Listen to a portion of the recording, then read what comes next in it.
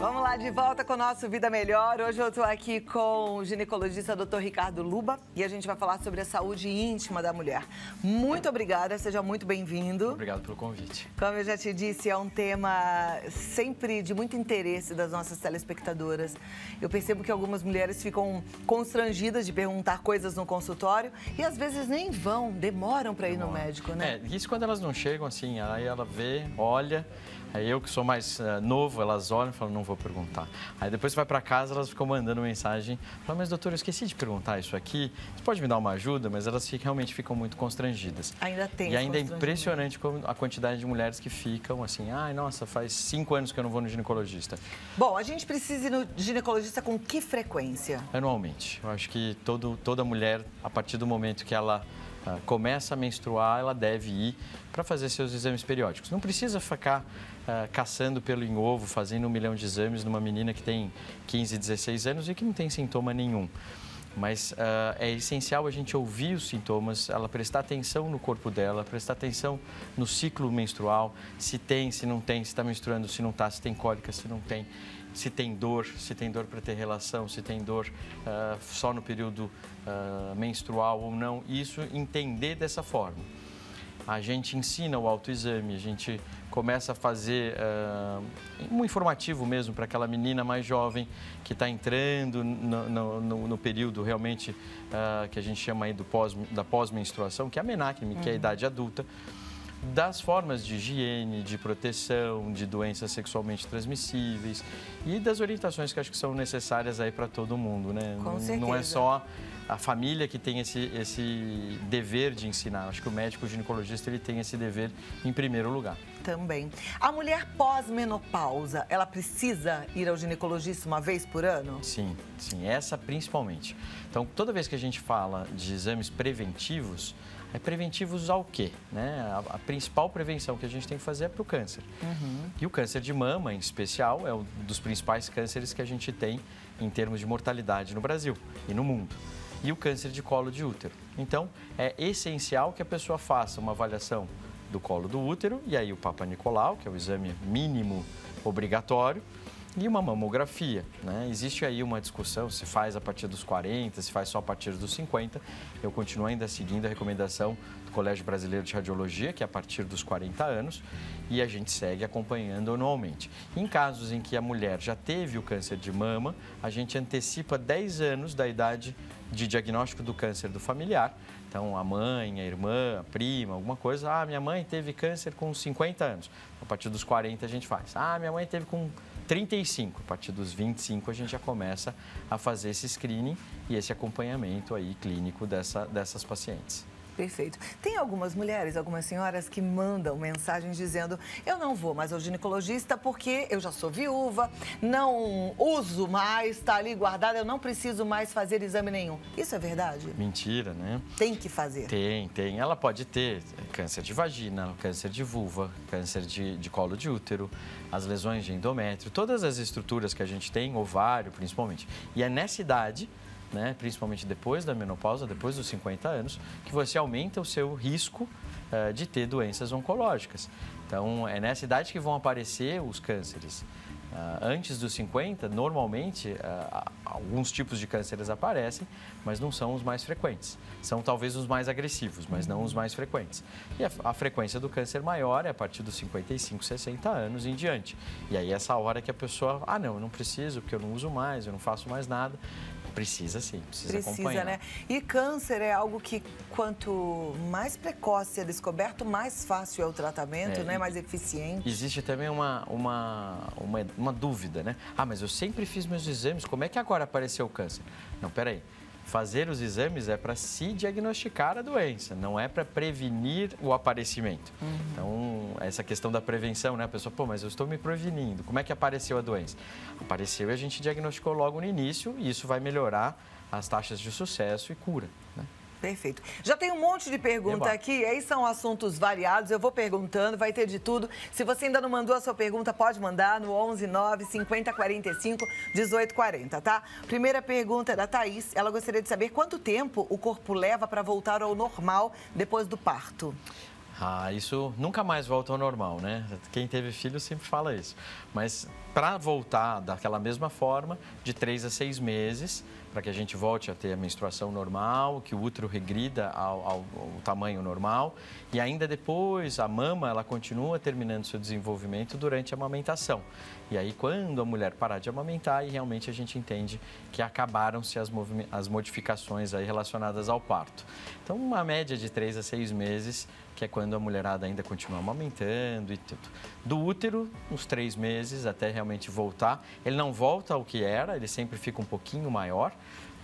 Quanto mais filhos a gente tem, é normal a gente ter um volume uterino um pouquinho aumentado. A barriga, principalmente, que é o principal, né, que toda mulher fica preocupada, essa é assim, a primeira gestação volta super rápido, então ela já fica com a barriga retinha, é super ótimo. Só que aquela distensão muscular, ela traz uma memória ao músculo. Então, quando você engravida novamente, é muito comum a gente ver, nossa, mas doutor, nessa segunda gestação, a minha barriga já cresceu com 12 semanas. É a questão da memória muscular. Então, aquele relaxamento, aquela distensão, ela acaba sendo mais facilitada pela memória que a gente já tinha. Então, por isso que eu brinco, nunca mais vai ser o mesmo. Nunca mais vai ser o mesmo. Mas olha, para a Thaís, que perguntou quanto tempo demora para voltar ao normal, o nosso corpo é normal sempre. Em qualquer fase. Maravilhoso sempre, em qualquer fase. Né? E é uma delícia a gente ter corpo de mãe, é uma delícia ter corpo de mulher, é uma delícia ter corpo de senhora. E é bom tudo isso porque isso significa que a gente está viva. Então, que a gente possa curtir o nosso corpo como ele é. Perfeito. Eu acho isso importante. Próxima pergunta vem lá de Minas Gerais. Tive menopausa precoce com 38 anos. Hoje tenho 41. É preciso fazer reposição hormonal, porque médico nenhum passou para mim, disse que é uma opção minha, tomar ou não. Sofro muito com dores nas articulações. Será por causa da menopausa? Pode ser. Eu costumo brincar com os colegas que são ginecologistas, que é assim, eu estou sentindo calor, é o mais típico da gente ouvir da menopausa. Eu tenho ressecamento vaginal, é típico da menopausa. Eu estou brava com o mundo. Pode ser da menopausa. Eu tô com dor na articulação. Pode ser da menopausa. Eu tô nervosa. Pode ser da menopausa. Eu fiquei deprimido. Pode ser, tudo pode ser da menopausa. Então, toda alteração hormonal, ela pode ter consequências no nosso corpo. Agora, determinar quem vai tomar a reposição hormonal vai depender muito do histórico dessa paciente e dos sintomas. Então, existem mulheres que vivem muito bem sem a reposição hormonal. Doutor, eu não sinto nada, fica tudo ótimo, está tudo bem, está tudo tranquilo. Essa paciente não precisa fazer reposição hormonal. Agora, aquela paciente que fica com calor, dor de cabeça, mal-estar, um inferno, a parte emocional vira uma bagunça, tem que tomar provavelmente uma reposição hormonal, e aí tem que ver se pode também tomar ou não. E aí entra histórico de câncer na família, principalmente o câncer de mama. A reposição hormonal não leva ao câncer de mama, não faz a pessoa ter câncer de mama, mas ela acelera para aquele paciente que já tem a predisposição para ter. Então a gente tem que tomar um pouco de cuidado. E as outras coisas, como trombose, o risco de trombose é principal, que a gente tem sempre que levantar isso como uma questão que as pessoas, quando tem a trombose, falam, mas ninguém nunca me alertou. Mais ou menos, é comum, a gente ouve toda hora isso hoje em dia, mas acho que é importante na hora da prescrição sentar e conversar com o paciente. Olha, tem risco, você está disposta a correr esse risco ou não? Se você tiver sintoma, suspende, vai para o médico, procura a gente, porque não é uma coisa fechada, né? Qualquer medicação que você passa, é uma coisa dinâmica, tudo pode acontecer. Ela pode ter uma alergia, ela pode ter uma reação indesejada, que na maior parte das vezes suspende e vai tudo bem. Mas às vezes a consequência disso pode ser um pouco mais prejudicial e aí os problemas começam, né? Trombose, câncer de mama, todas essas coisas eu acho que tem que ser discutido. A gente sabe que tem uma relação de trombose com o anticoncepcional, que não deixa de ser um hormônio. Agora você está falando também com a reposição hormonal. No caso de mulheres que têm uma hereditariedade, pessoas na família que já tiveram trombose, isso fica mais acentuado ou não? Não tem nenhuma relação? Pode ser que sim, pode ser que não. Hoje em dia, a gente tem uma série de estudos do que a gente chama de trombofilia, que é exatamente isso que a gente está falando. Essa tendência familiar ou adquirida que você vai ter de produzir trombos. Existem padrões de herança genética e aí você faz estudos genéticos para ver se você tem esse risco maior e aí a gente começa a entender quem pode e quem não pode. Então, minha mãe teve, aí tudo bem, a gente vê às vezes a mãe era fumante, sedentária, tomava hormônio. Qual foi o fator de risco? Às vezes o tabagismo, às vezes o sedentarismo, às vezes o hormônio. O hormônio sempre leva a uma chance maior, mas a gente precisa ver se realmente é uma tendência hereditária ou de comportamento. Perfeito.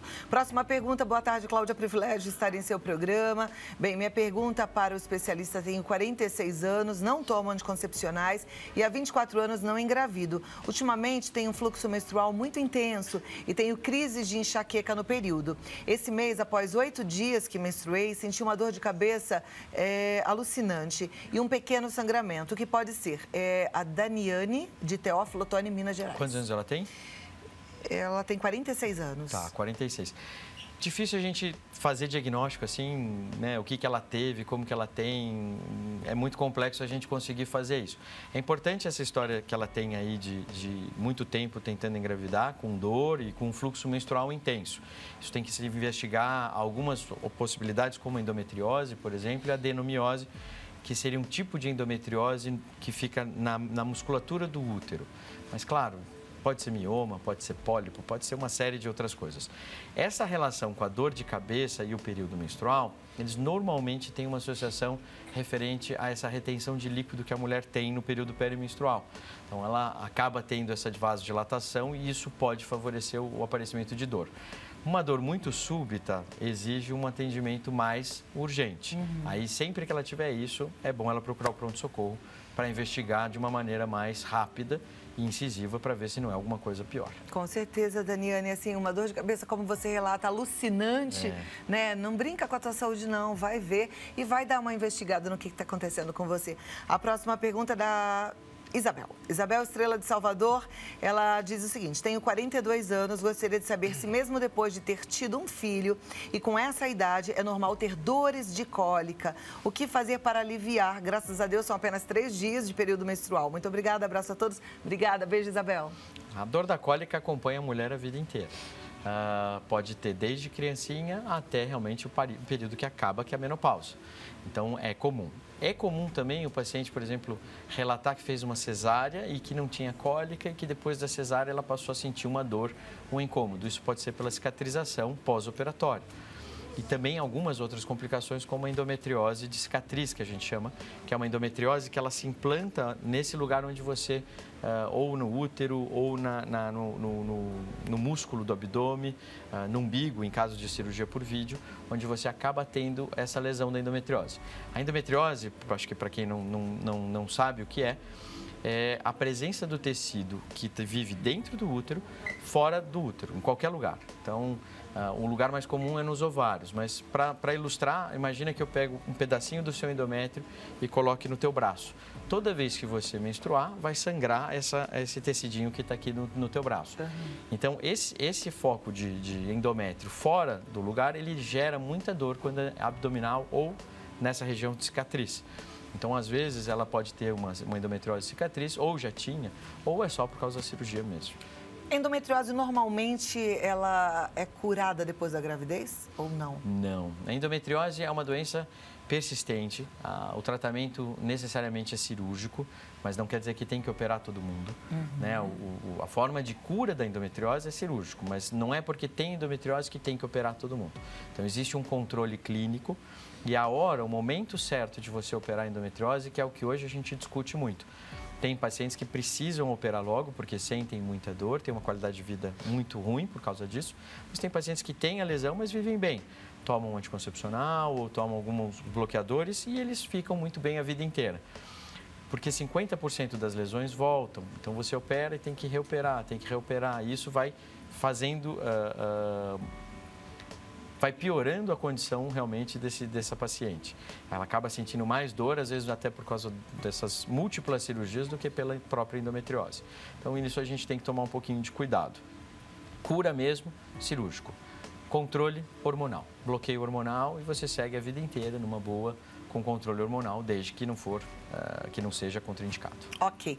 Todas as cólicas podem ser endometriose? Tem, assim, alguma estimativa de que a maioria é endometriose? Não, a maioria não é endometriose, não. Mas sempre que você tem cólica, você tem a obrigação de investigar se você acha que isso é ou não. O problema é que o diagnóstico da endometriose ele é cirúrgico. Então, para você falar, não, tem endometriose ou não tem, a não ser que você tenha uma lesão enorme, super evidente, você precisa fazer uma videolaparoscopia. Então, você entra com uma câmera, olha lá dentro diretamente e você vê. Existem tipos de endometriose, como a típica e a atípica. A atípica é uma lesão que ela não vai aparecer aquela lesão achocolatada, como a gente vê, mas ela aparece um monte de lesãozinha branquinha e isso você só vai acabar realmente fazendo diagnóstico na hora de olhar mesmo lá dentro. O grande problema, como é que você vai indicar esse diagnóstico para todo mundo, né? E não dá para você sair operando todo mundo. E existe um tipo de dor que é muito comum, que todo mundo acha que deve ser endometriose, que a gente chama de dismenorreia primária. Quer dizer, desde jovem, aquela paciente tem cólica, sempre teve cólica, sempre vai ter cólica. E essa cólica normalmente melhora com o uso de algum anti-inflamatório. Eu tomei um anti-inflamatório, um Buscopan, passou, é no primeiro dia e depois a minha vida segue normal. Normalmente não é endometriose, mas essa é a principal hipótese. O problema é que hoje está todo mundo meio assustado, né? Eu não sei se o excesso de informação é ruim ou bom, mas fica todo mundo assustado. Então, sentiu uma cólica, a endometriose. Elas já chegam correndo no consultório. Calma, vamos tranquilo. E o problema principal do diagnóstico é que para você ter uma lesão típica, grande, a amostra, às vezes demora até 8 anos. Então, às vezes, o paciente ele chega, às vezes, chateado para você. Pô, doutor, eu estou há 8 anos investigando e só agora apareceu? Só agora apareceu. Sim, ou a gente poderia ter feito uma cirurgia, entrado na barriga, o que é meio invasivo para a gente sair fazendo para todo mundo. Bom, a medicina vai evoluindo, daqui a pouco a gente vai ter uma notícia boa em relação a isso, para ser mais simples. Próxima pergunta, tenho cisto nos 2 ovários, faço acompanhamento, são cistos simples, o médico disse que não tem perigo, é verdade? Tenho 64 anos, Helena, ela é do Rio de Janeiro. Nessa idade, a gente sempre tem que estar acompanhando. Não pode dizer assim, não, fica tranquilo, não é nada, nunca mais volta. Não, tem que acompanhar. Cisto simples, a partir dos 50 anos, a gente acompanha e a gente opera normalmente acima dos 5 centímetros. Abaixo de 5 centímetros, acompanha clinicamente os cistos. Eu não sei se ela colocou o tamanho. Não. Ela só pôs cisto simples. Só. É importante acompanhar os marcadores tumorais que a gente faz, que são marcadores para entender, na verdade, o seguinte: se eles começarem a subir, eles dão um indício de que aquilo ali pode ser um pouco diferente. E verificar realmente com a ressonância se são somente cistos simples ou não, porque nessa idade era para não ter nada. Mas não quer dizer que tem um problema. Se está acompanhando e está tudo bem, está tudo bem. Então, tá bom. Eu acho que é importante a gente também ficar tranquila e confiar no nosso médico, né? Claro. Mas conversar bastante, fazer os exames. Tem gente que pega o pedido de exame, não faz o exame, ou então faz, mas depois não vai buscar o resultado, também não volta no médico. Conheço um monte assim. Não é verdade? É um monte. A próxima é da Fernanda, ela é do Rio de Janeiro. Ela diz, boa tarde, gostaria de saber. Eu tive uma gravidez nas trompas. Não tomo mais nada, queria muito engravidar. Mas isso foi em 2012 e até agora nada. Será que eu não engravido mais? Eu já tenho 40 anos. Quem teve uma gestação na trompa, e aí provavelmente ela perdeu essa trompinha, ela pode ter outra gestação na outra trompa. Isso é uma coisa comum de acontecer, porque o ambiente que aquelas 2 trompinhas estavam, ele é um pouquinho mais hostil por algum motivo, ou por inflamação, infecção, aí depende de cada caso. Então, pode ter a dificuldade aí incluída nisso. Então, assim, ela pode engravidar desde que essa trompinha esteja aberta, desde que não exista nenhuma alteração no sêmen e que ela ovule. E aí é interessante ela procurar o médico para acompanhar isso daí. Vai lá, Fernanda, tira a minhoca da cabeça. A Fátima, ela diz, no fim do ano passado, me submeti à retirada de um cisto, um policisto, ela diz, que acabou não dando certo. A médica só pediu para retornar depois de 6 meses. Já não tenho mais menstruação, tenho 56 anos. Esse policisto pode virar câncer ou pode trazer algum problema? Um detalhe, sou solteira, nunca tive relação sexual. Não, o ovário policístico ele não vira câncer, não acontece nada em relação a isso. Hoje em dia a gente sabe que o ovário policístico está relacionado a uma síndrome metabólica, onde existe uma importância muito grande para a questão da insulina e da resistência à glicose. Então o paciente ele acaba tendo uma tendência maior a fazer diabetes, hipertensão, sobrepeso e aí tem o ovário policístico junto. Mas isso não quer dizer que vai virar câncer nem nada disso. Mas também não é todo paciente que tem o ovário policístico que tem a síndrome do ovário policístico.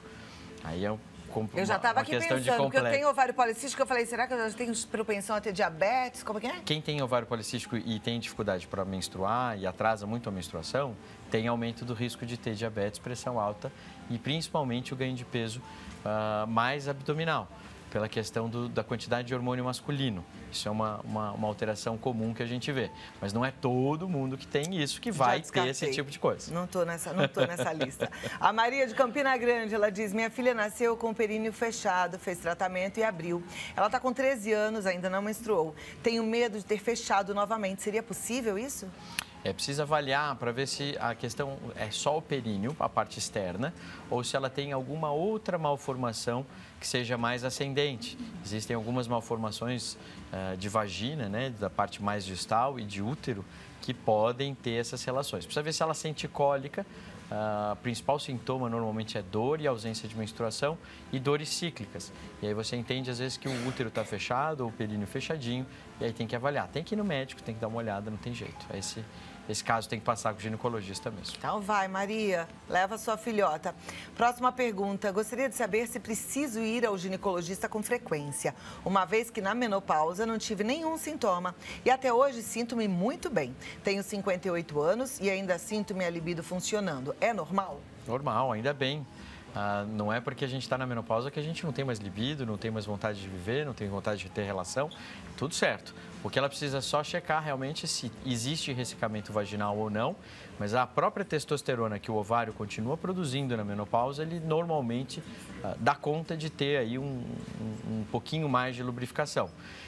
Não só a lubrificação, a mucosa vaginal na menopausa ela fica mais fina por falta do hormônio do estradiol. Isso às vezes pode incomodar, dar coceira, pode doer quando tem relação. Esse é o principal ponto que acho que para quem não sente nada a gente tem que avaliar sempre. Mas tudo certo, mas ela tem que acompanhar anualmente, sim, porque existem as outras alterações que a gente falou no início, principalmente aqui, o câncer de mama, câncer de colo de útero. Uma vez por ano, não tem jeito, tá tudo ótimo, tá tudo bem, mas vai visitar o ginecologista. Tem que ir. Próxima pergunta é da Laís, ela é de Salvador, ela diz, boa tarde, recentemente fui diagnosticada com endometriose profunda e tenho um cisto no ovário direito e no esquerdo, só que agora gostaria de saber qual é o melhor procedimento, pois me indicaram a retirada dos ovários, mas passei para outro médico e disse somente para tratar a endometriose. E eu poderia viver normalmente com os cistos, mas eu achei um absurdo, pois só eu sei o que passo. Se ela tem sintoma, tem dois caminhos que a gente sempre tem que sentar com o paciente e falar. Bom, você tem desejo de engravidar? Você tem desejo de ter filho? Tem. Então a gente tem que ir primeiro num caminho relacionado à parte da gestação. O segundo caminho é, não, doutor, eu não quero mais ter filho, já tive filho, tenho cisto e tal. Tudo bem. Dá para fazer esse primeiro caminho, que é um tratamento clínico de controle de dor, que você espera de 3 a 6 meses, pode até ter regressão do tamanho das lesões e desses cistos, mas a doença vai ficar lá. E aí depois, com menos inflamação, com doença menos ativa, vamos dizer assim, você pode indicar uma cirurgia num segundo tempo. Ou você vai direto para a cirurgia e aí realmente, se não tem desejo de reprodução, já resolve tudo que tem para resolver. Já tira os cistos, tirar os ovários eu acho um pouco prematuro em relação a assim, então tira o ovário e resolve a doença. Aí ela vai trocar uma coisa pela outra, ela vai tirar a dor, mas aí depois ela vai ficar com calor, ela vai ficar com sintomas da menopausa e aí ela vai ter uma contraindicação para fazer reposição hormonal, porque se ela retornar com os hormônios, vai voltar a crescer a endometriose de novo. Então aí não tem muito sentido. Então fica com a primeira opinião, porque retirada dos ovários não é indicado nesse caso. Pode ser, depende. Depende do tamanho do cisto, depende do tamanho da endometriose, depende do tanto de dor que ela tem.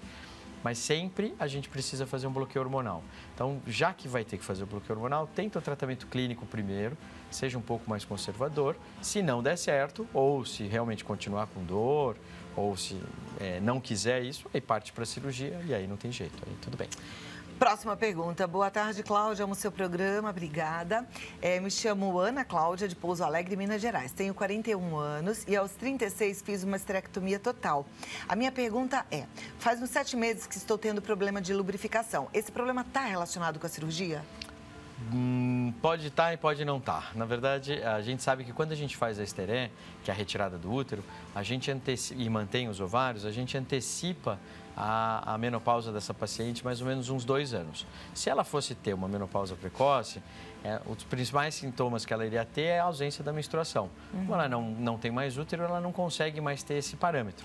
Então, o ressecamento vaginal pode ser um indício do início de menopausa nela. Então, ela tem que estar atenta a isso. Aí tem tratamento, existem cremes hoje para fazer uma reposição local, para ajudar nessa relação e verificar se os hormônios dela estão realmente caindo ou não, fazer diagnóstico. Ok. Próxima pergunta é da Rose de Belém do Pará. Ela diz: estou sentindo há dias uma vibração na vagina. O que é isso? Difícil. Complicado, não dá né? pra gente entender. A próxima, Elisandra, de Caxias do Sul. Tenho tido sangramento todos os dias e não tenho nada no útero e nos ovários. A gineco me passou para tomar progesterona, o que pode causar esse sangramento intenso. Não tenho endometriose. Pode regular só com hormônio, ressaltando que é constrangedor, pois sai muito sangue e dá muita fraqueza. Existe um diagnóstico que a gente chama que é hemorragia ou sangramento uterino disfuncional. Você faz todas as provas, você faz todos os exames, você faz toda a investigação e acaba que está normal e não tem nada. E aí você entende que isso é por alteração hormonal. Aí fala, pô, mas se eu fiz todos os exames e estavam normais, os exames de hormônio não vão detectar isso? Na realidade, as faixas de normalidade dos hormônios, elas são bem grandes. Então, você não consegue saber, para você, de repente, uma modificação pequena pode fazer um sangramento, mas para outra paciente, não. Então, e pode ser dentro de um intervalo normal de quantidade de hormônio. E aí você entra com a progesterona, é uma das opções, não precisa ser só progesterona. Os próprios anticoncepcionais combinados também podem ser opções. E aí é uma tentativa. Claro, não deu certo, aí a gente passa já para outras coisas que a gente tem podendo fazer.